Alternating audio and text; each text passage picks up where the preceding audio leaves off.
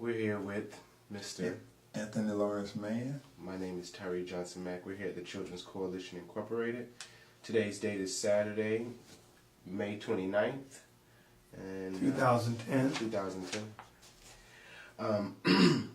And we're going to ask you a series of questions. What branch of service were you in?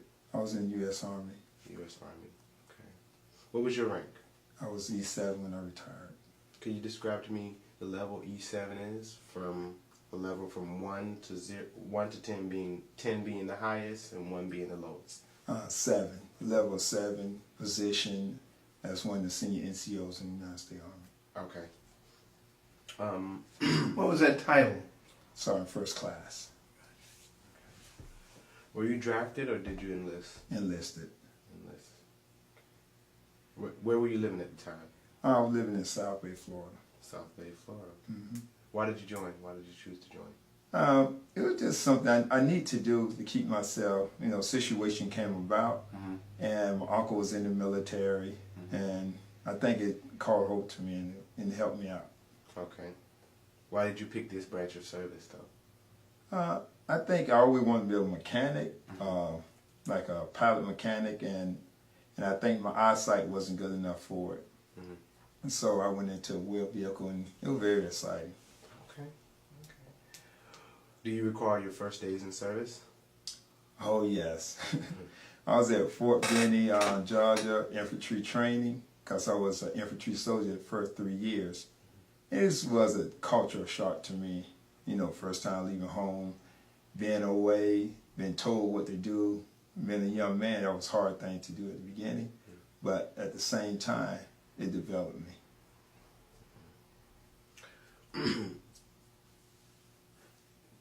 In more emotional detail, when you got off the bus there, what did you see? What did you expect? Well, when I first got off the bus, I expect some type of structure that would terrify you, and it was that. But as I went through the training, it was the development phase to break you and to reveal you.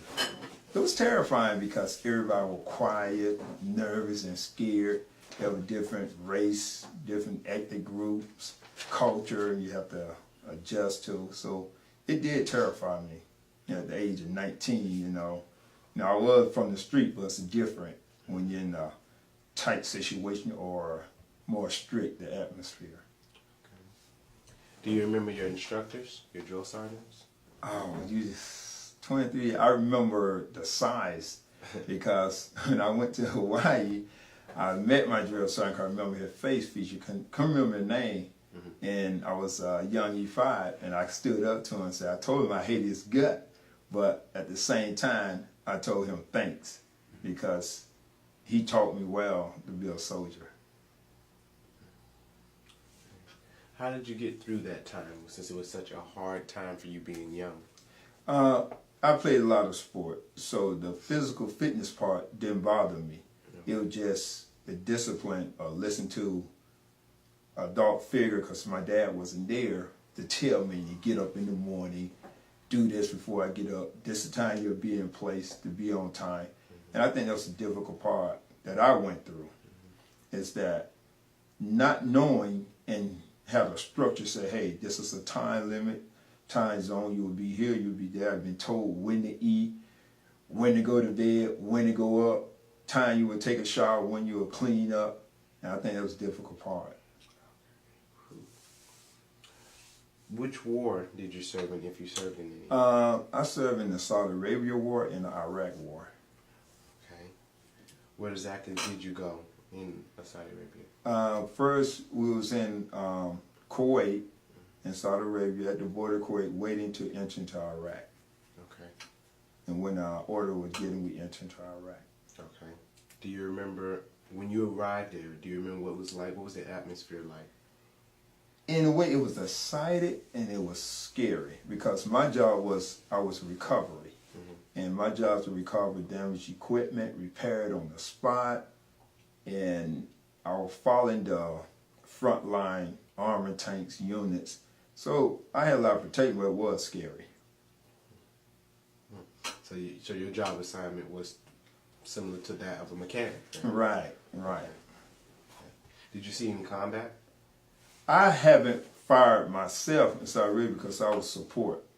Now I figured that if I had to fire, I was in serious trouble. Right. But I thank God that I didn't have to shoot nobody, but I was trained to shoot if I have to.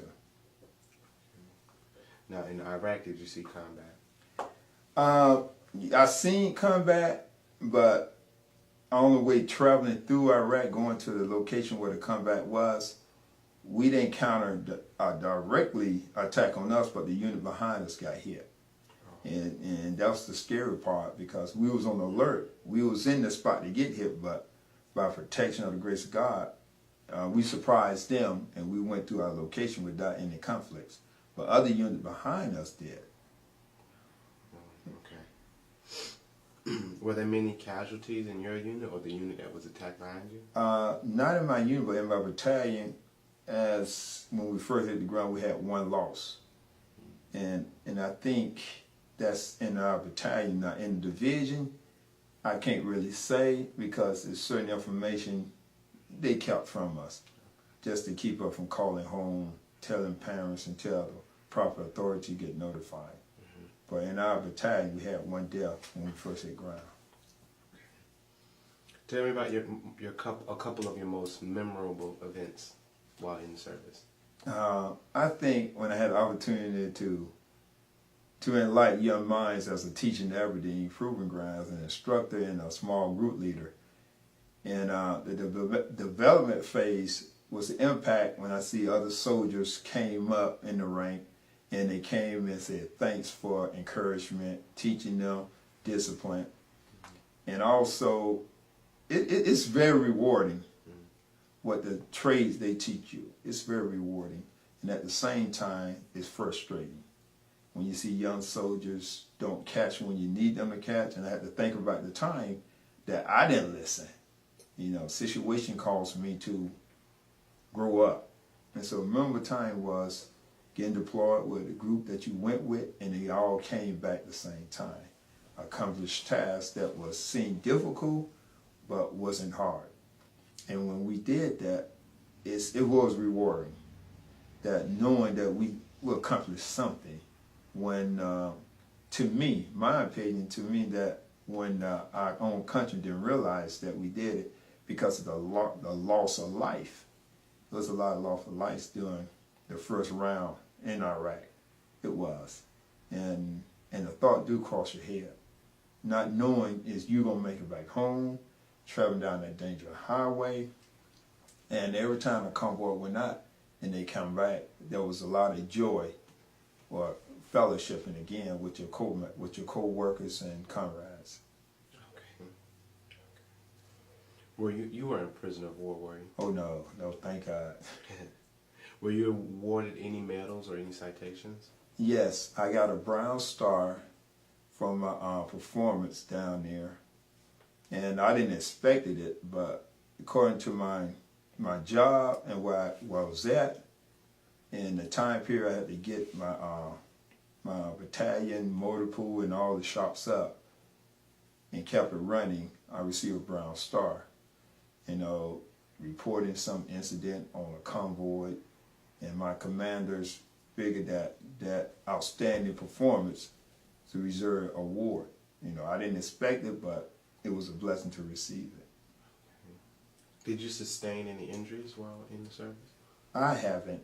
Not physical. Okay. No one, I don't think, everybody had some type of mental injury because, you know, it is a hard tour in war. You know, we might have that front or hiding it, but deep inside it is a mental injury. But it's only take maturity and the counseling that they had help a lot of us get through it. Okay. How did you stay in touch with your family while you were overseas? I had opportunity every third day to call, or opportunity when you get to the internet, you can email, but there are certain things that you could not talk about on the email or on the phone, because the phone and email wasn't high security, so they trained us and they counsel us to be careful what you say and what you write on the internet, because you never know who's listening. So every so you have opportunity to call home or email home, or also the mail system is the best procedure to do it, I believe, because you don't have to worry about your mail getting or lost. You know, and on the internet, anybody can tap into a way like the way the system working now. Yeah. What was the food like while you were there? In the beginning, when we first get there, it was all MREs, you know, ready to eat meals, and it was 3 times a day until the war finally got to a point that we can have DFAT dining facilities set up and have contractors over there and military cooks to cook the food without being bombed on. You know, they drop bombs on the installation. You know, it's normal. But other than the meals, I think that we ate better in combat than when you're back on garrison, because they had top cooks there. You know, when they cook on special holidays or any given day, it was good. You talking about outstanding restaurant food. You know, you talking about a steak really cooked and tender. The spread is outstanding in combat. Yeah, soldiers say they ain't eating good, something wrong. The spread is good. Okay. Did you feel a lot of pressure or stress while when you left the war, when it was over? I think you always, if you lose that stress intensity as a soldier, you lose your stability, because the stress that they put on you is to better you. And some people can't handle it. The stress that I dealt with coming home is not realizing I completed my tour. And then the excitement, the thrills that I went through, it was hard to downshift. It was very hard because you didn't have time to think. Either you know it or you have to react to it. You didn't have time for it. And then when you come on any slight sound, you move. You know, because you're taught to be alert at all times. You know, anything that's out of place, you look at it. You know, when I was at home one time, I jumped up and said, "Where's my weapon? Where's my weapon?" And my wife said, "What you mean?" I said, "I don't have my weapon. Where's my weapon at?" You know, and I freaked out because in my room, my weapon always loaded beside me. And when I was asleep at night, I woke up because I didn't feel my weapon.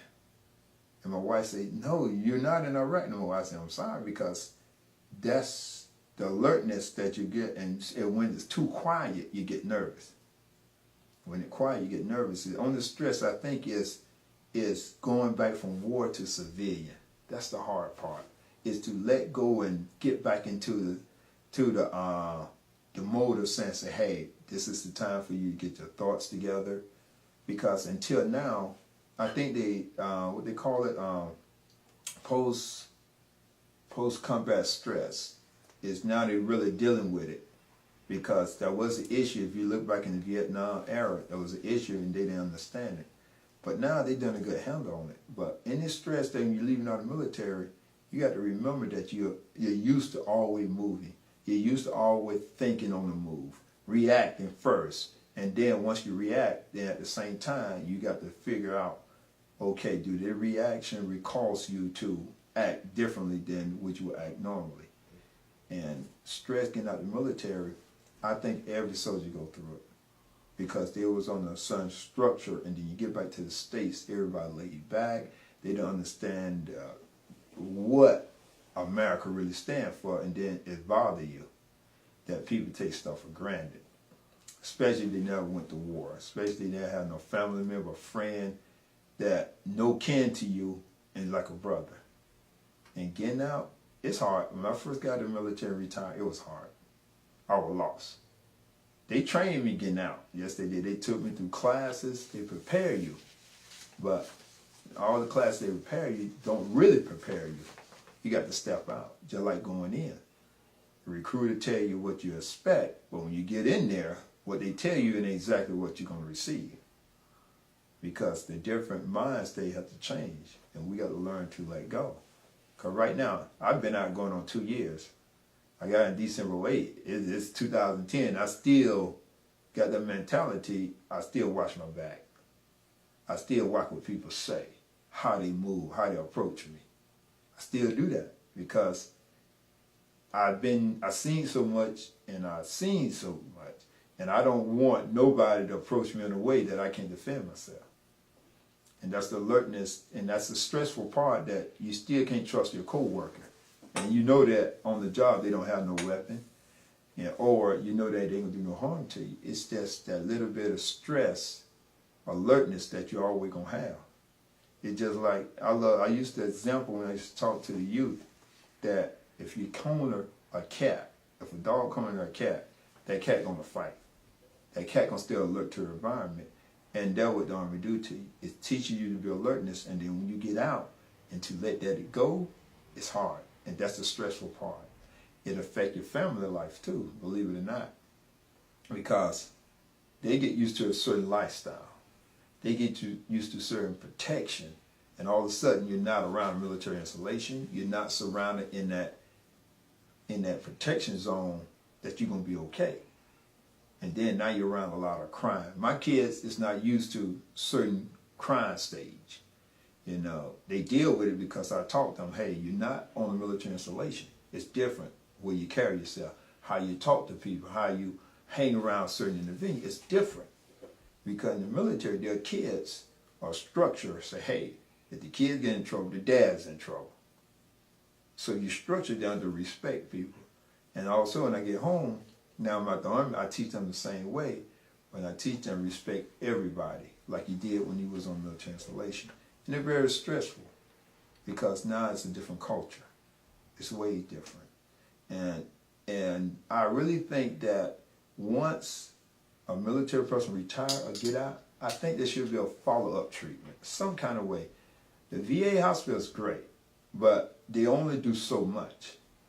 I don't think there are programs that do follow up. And some social worker up there, if you ain't got no serious case, like some of our veterans, drugs, alcohol, all that stuff, and you got no serious case, they not going to go looking for you unless you get yourself caught up in a situation.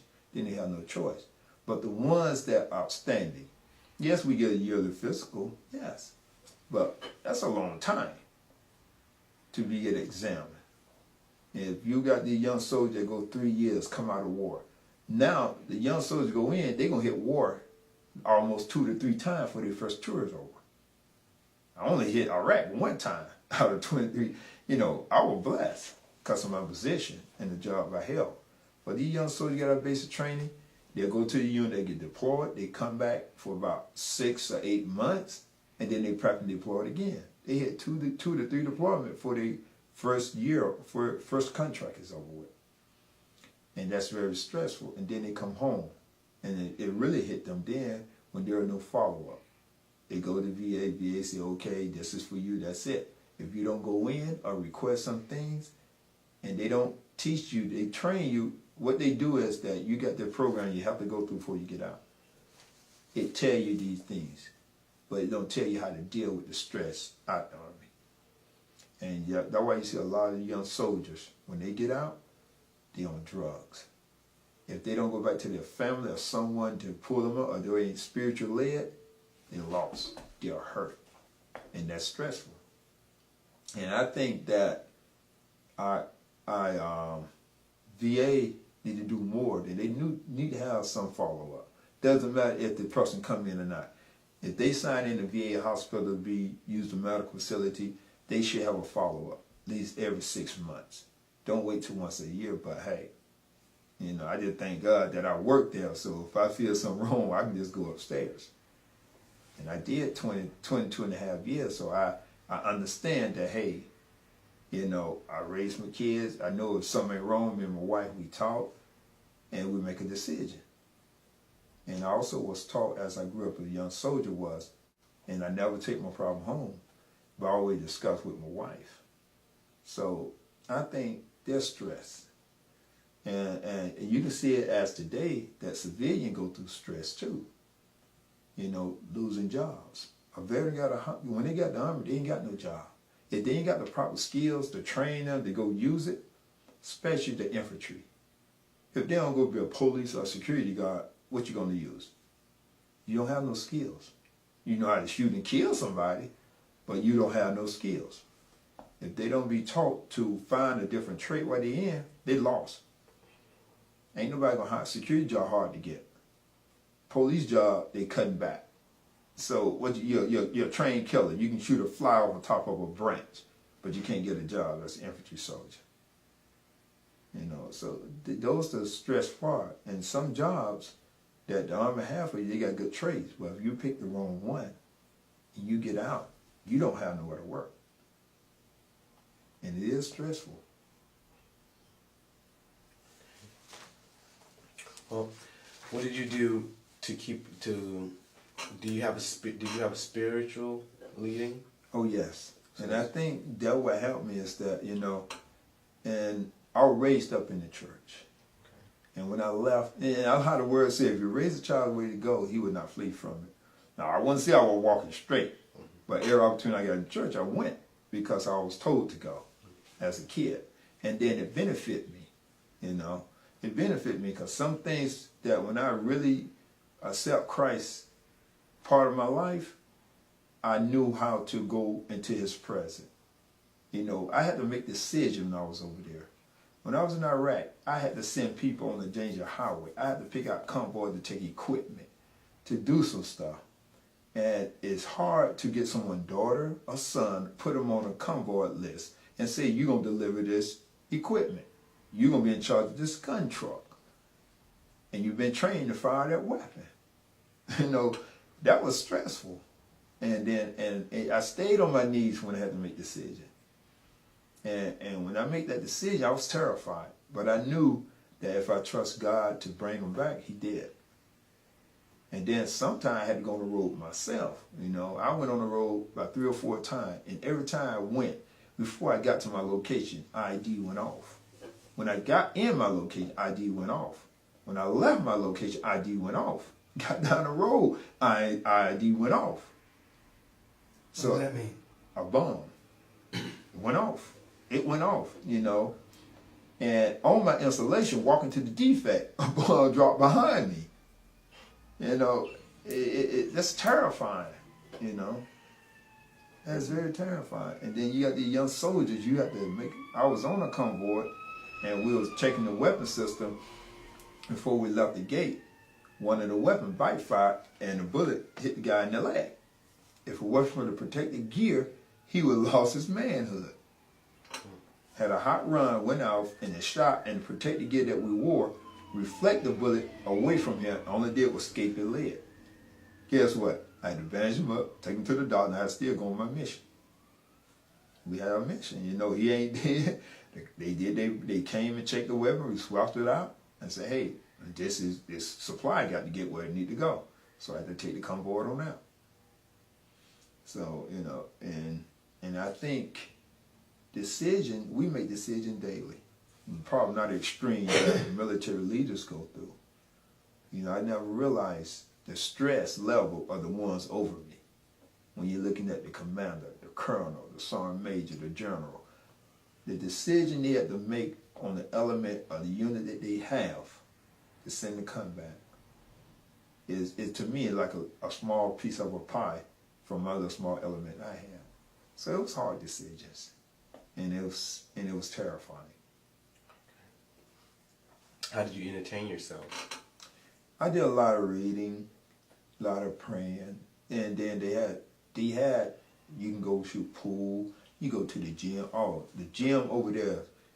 You think these gyms they have here, the new technology, you go over to Iraq. They ain't got nothing. These gyms here in facility ain't got nothing on the equipment in Iraq. They make sure the soldier have somewhere he can go to lift weight, to stress down. They have them, but if the soldier don't use them, then it ain't no use. But they have a recreation center, you know. They have churches, spiritual leaders. They can go to church. They can go shoot pool. They can go to the internet. They can go watch movies. They have all these things that allow you to have like the state of social life, to relax from the time that when you're not on duty or you're not called to go somewhere, you get to go relax. And they had those things in play. Where did you go? If you left off base from your location in Iraq, where did you go to entertain yourself? Did you go anywhere? Yes, I went to Qatar because when we first get there, we wasn't at the time. All senior NCO were not going to leave as far as soldier because that's the way the system was set up at first. That soldier will go home on R&R, and when it came down, they had to switch it. And at the time, they let me go to Qatar after 6 months to get away from that combat life. You know, just to get some downtime, to relax, get your thoughts together, to break the monopoly. And then when they switched it around, I had a chance to come home from R&R to be with my family. So they do give you opportunity. Once you hit country, they start making lists for people to have even go home or go 4 days away from the combat zone. And I remember I used to watch movies in the what war, the Vietnam War, how soldiers go off somewhere to an island and relax. They kill the monopoly because they had so many time in combat. That's the same way they're doing it today. Where did you travel while you were in the service? Well, I went to Thailand, I went to Rome, Spain, I went to Alaska, I went to Korea. Woo. Those, it's a place in Germany called Garmisch where Hitler,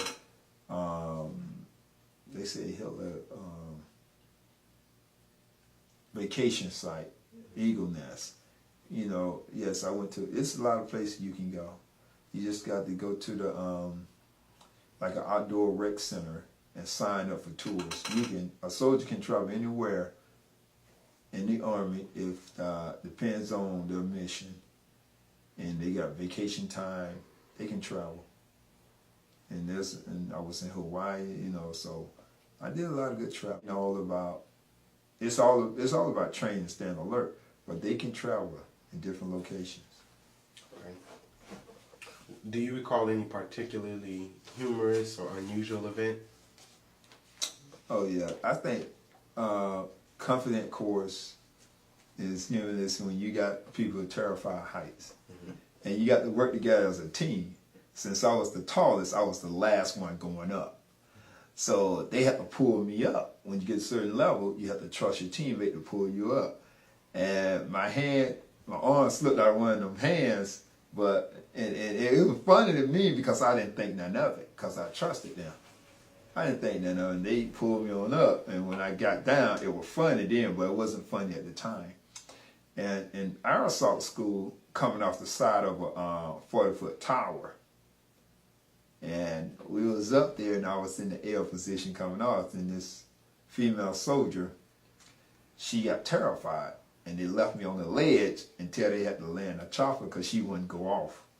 Because on the training, everybody had to go off at the same time. They had to repel out the chopper at the same time, for we all can hit the ground at the same time. But she wouldn't do it, so they had to pull her in, land the chopper, and then pull me up, then go back up again. So it's so fun.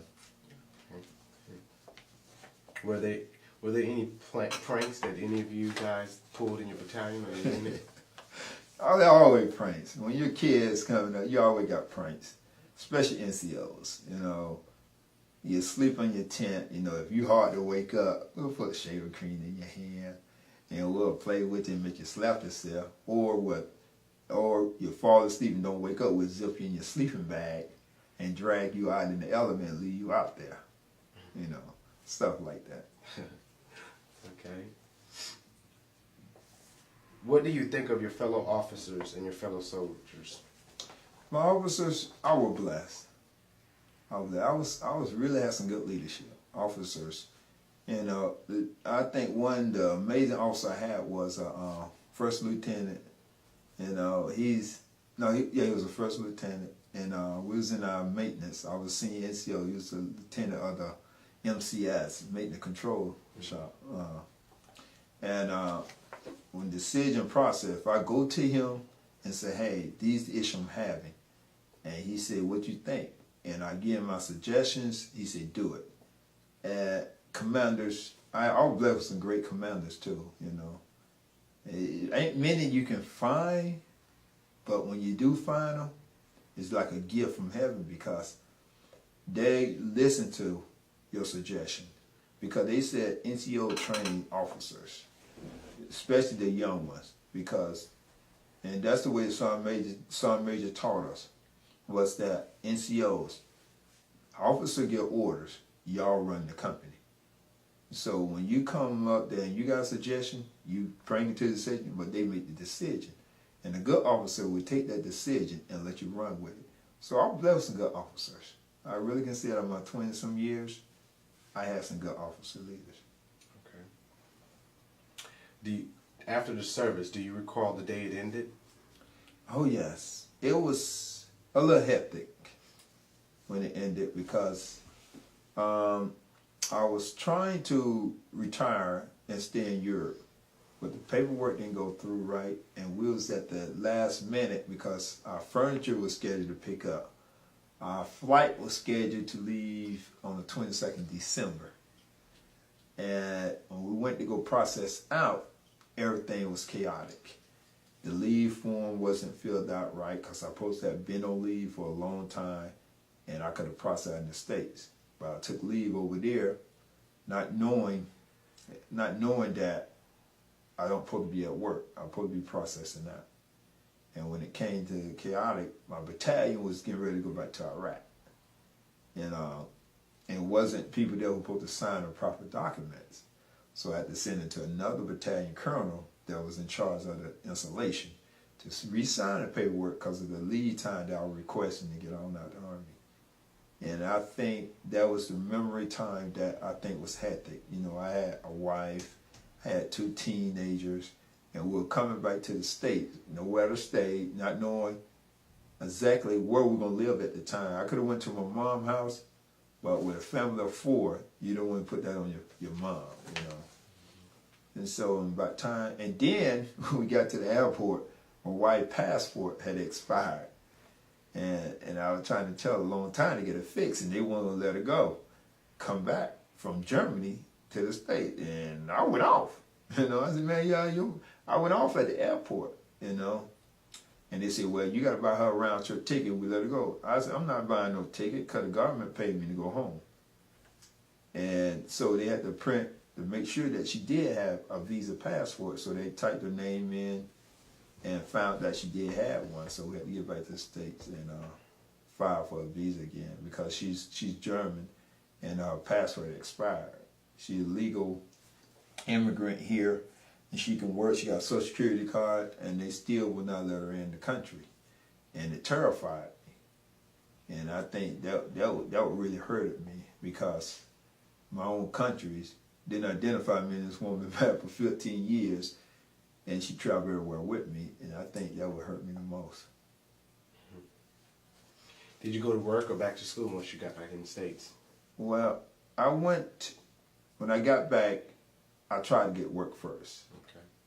I tried to get work first because we were living, before my retirement kicks in, we're living off my savings. And we're living in a hotel. I had to put my kids in school. We didn't find an apartment at the time. We found an apartment, and I still didn't have a job, so living off my savings, and it go fast. And then finally, my uncle who worked at Juvenile Center, you know, he said, hey, you almost through with your counseling degree. We need some counselors at the Juvenile Center. So I drove out there, and I filled out, and I got hired. But at that time, my savings had almost been paid up. Right. And then as I did that, so I kept taking it to the VA hospital, and they had an opening. They said, no, without a master, we can't hire you. But we can give you this job here while you're still in school. So I worked at the Juvenile Center for about from March to June. And I started working at the hospital in June, so I let that job go. So it was hard. I didn't find a job right then, but I still went to school because the government paid for my schooling. That's the good part. You were supported by the GI Bill. Yes, and that's good.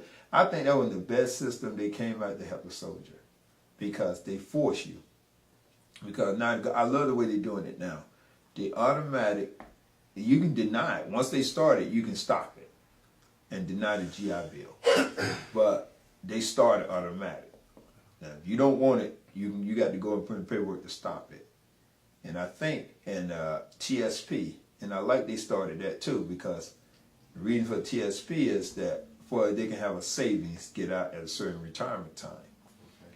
And they automatically start that. But you can't stop that. But it depends on how much you want to go in there.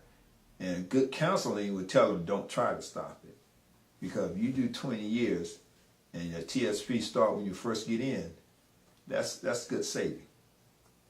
Like I say, when they started with me, I was about 10 to 11 years in the military. So it still gave me a good portion that I trained over to my civilian side. I turned over to 4K.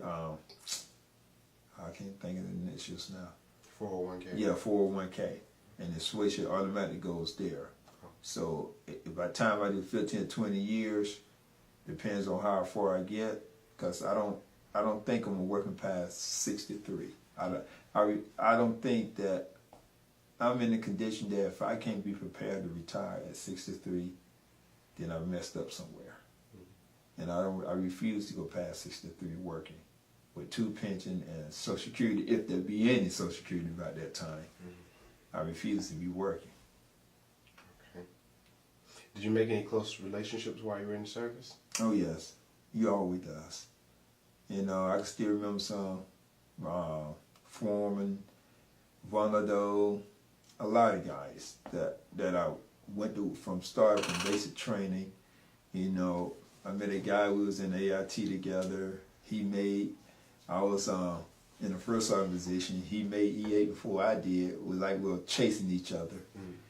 And we still together. We know each other. And then all the guys that you make, you have no choice. The Army force you to get a second family because you depend on it. And when you get close to somebody, you stay in contact. I still got a partner. He got out and came back in. And his mom treated me like her own son. You know, he's in Texas last time I heard. I don't know where he at now, but we still keep in contact. We email each other. And once you find a friend, you never want to let it go. Anything happening in a family, it seems like it happened to you. You know, my friend in Texas, he retired. He called me, emailed me, said, "Hey, I'm retiring. Will you come?" I said, "Give me the date." I got on a plane. I went. I put in my time to get off from work, and I went. You know, it's hard to break that bond. You know, and you see some of the war veterans from Vietnam, how they so close and they resume off what they used to do. They still tight. And that's the bond that you receive once you go in the Army.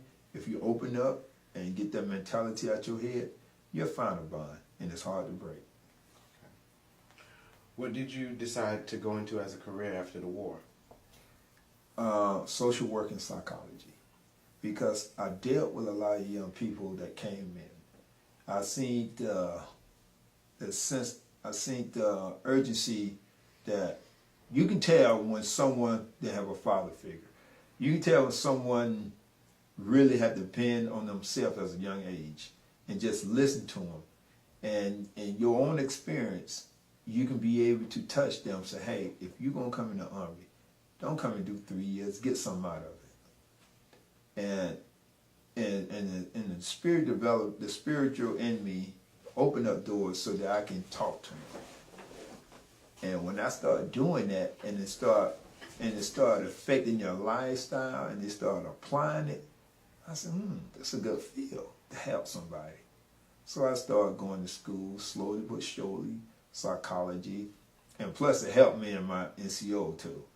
And, you know, it helped me to use some of that psychology to get the soldiers to say, "Hey, you're going to do it if you like it or not." But you can get them to do it not realizing it's their decision. You know, I'm telling you to do it, but I'm making your decision to do it.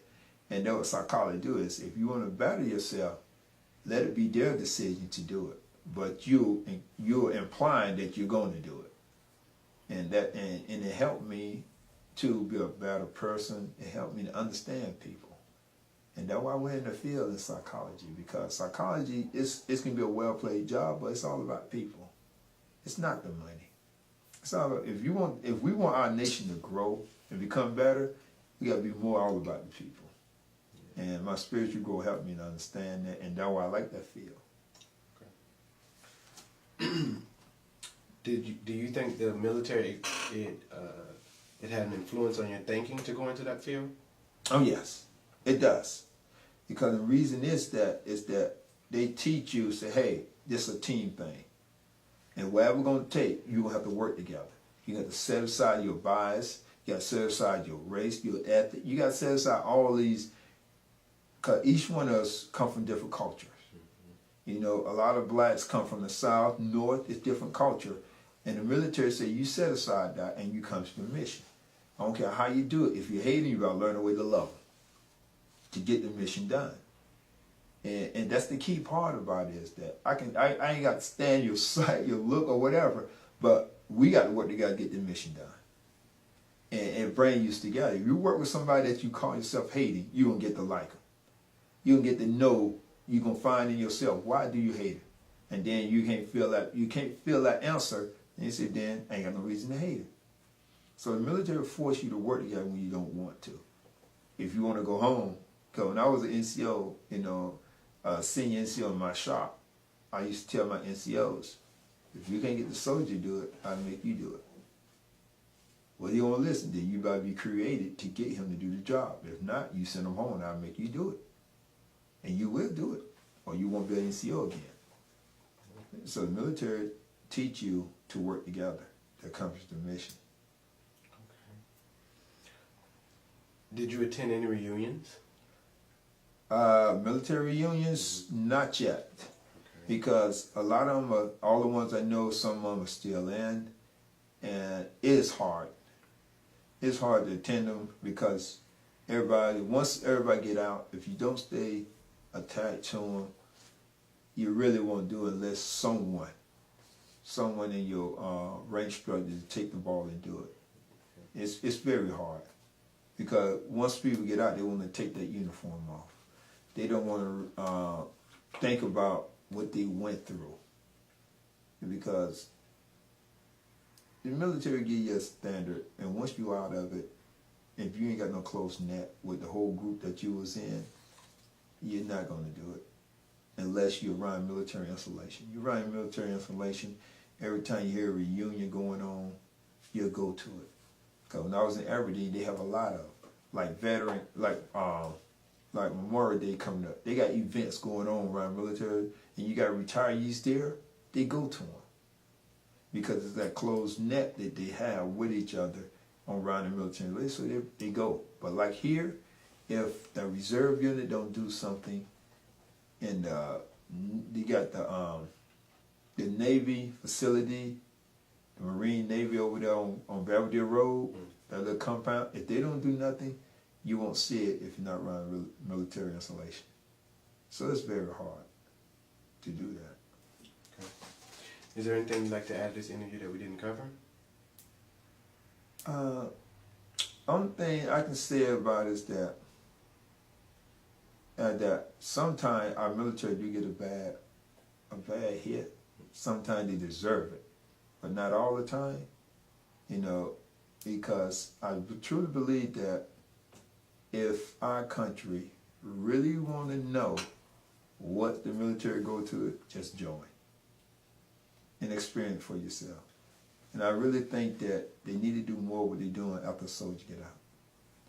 They really need to. Only ones that I think benefit is the ones, I hate to say it, that if they get hurt, they'll take care of them, but it's limited. You know, they'll do everything you can do in that first year. Then you got to fight for everything there because you got to go to the VA to do it. And I really think that they need to look into that. I really do. I don't know how far they will go. It depends on who's in.